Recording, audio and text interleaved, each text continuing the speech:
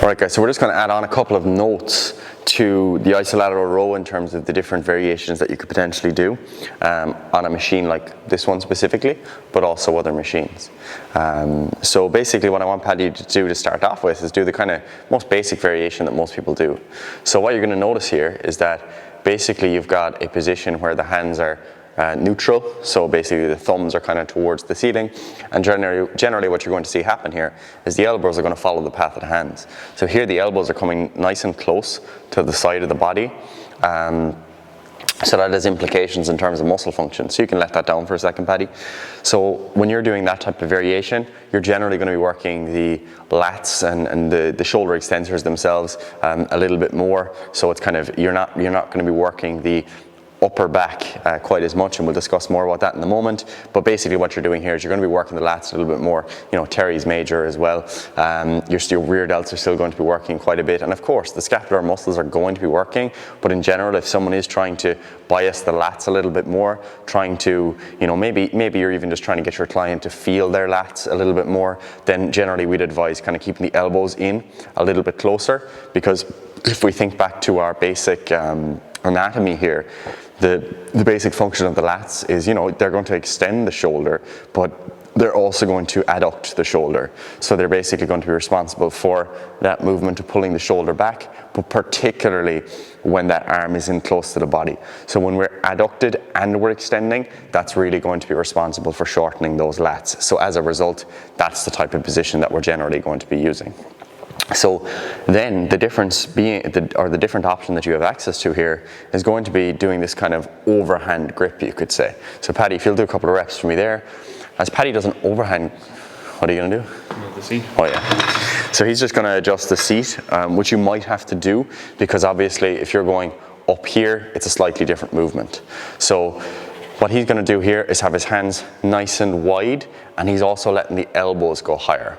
So he's not keeping the elbows close to the body here, he's keeping them up higher. They're coming at about, you know, maybe 80 degrees of shoulder abduction, so just below that 90 degree.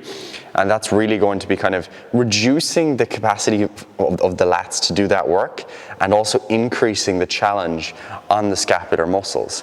So if we think about the position of this resistance now, it's further from the scapulothoracic joint, and hence it's going to have a greater capacity, you can take a rest, greater capacity to protract those scapulae.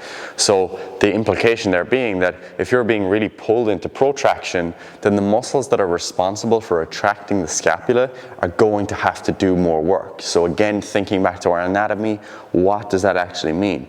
It means that your trapezius, so your traps, they're going to have to do more work. So they're going to be more involved here, especially as you get into that shortened position. They're going to have to do a lot of work to keep the scapulae in place. Remember that these muscles don't actually cross the shoulder themselves, so the shoulder extension movement is still coming from the posterior fibers of the deltoids, your teres major, your lats, and the rotator cuff muscles contributing to some degree too.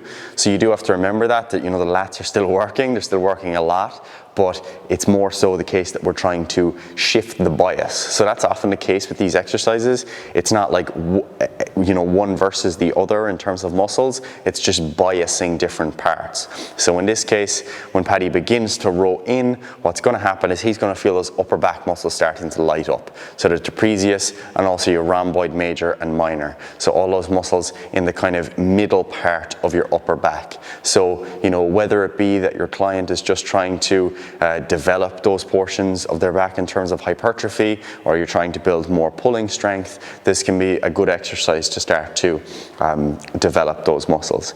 So the third kind of variation that you have access to here is stepping back from the machine itself. So in the previous part of this video or video series on the isolateral row, what I discussed was the idea that, you know, these machines do vary. So on this machine, you do get a bit of a drop off as you come to the top position, and that's generally going to be something that's desirable. However, in a lot of cases, that's not going to happen with these types of machines. So it might be the case that, you know, the machine that you're using, it gets really heavy at the top, it's really light at the bottom, and it just doesn't feel like you're being challenged overall throughout.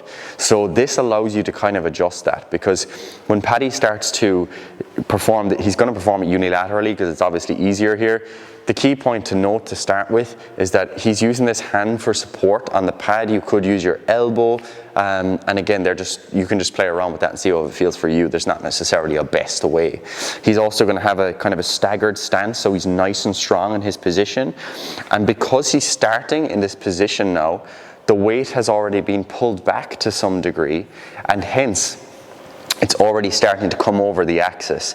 So if you roll back for me there, Paddy, see how much of this weight is starting to come up over the actual axis of the machine. It's also changing the direction that he's pulling in, and all that means is that the resistance is going, the resistance profile, you could say, or the points at which the resistance is greatest or least, is starting to be adjusted. So if you had a machine that was normally, let's say, as you pull it up, the resistance is increasing, then now that means that because you're starting in that position where the weight is already up, now when his arm is straight, where he has more capacity to produce force, now the weight is greatest there, and it's gonna start to drop off more and more. So I mean, like, he can hold that there no problem, whereas the resistance is gonna be greatest when it's lower down. So again, thinking what that means from, you know, an anatomy and a mechanics perspective, his lats, he's going to be basically able to produce more force with the lats and do more work in that position out here. Okay, so because there's a small moment arm to the shoulder out here, or a zero moment arm even, that's just a fine position. He can just hold that because the load is being shifted basically to the scapular muscles more so than the actual shoulder extensors. But as he gets in here, his capacity to produce force is going to be decreasing, and hence we want that drop off in resistance. So by making this adjustment, that allows for that drop off in resistance.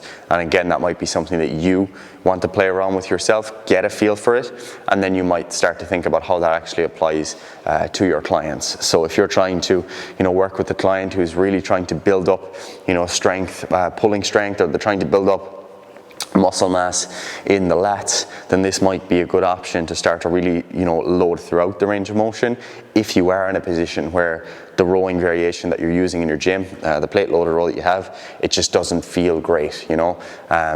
So that again is one of these variations that you have at your disposal when you're using a machine like this.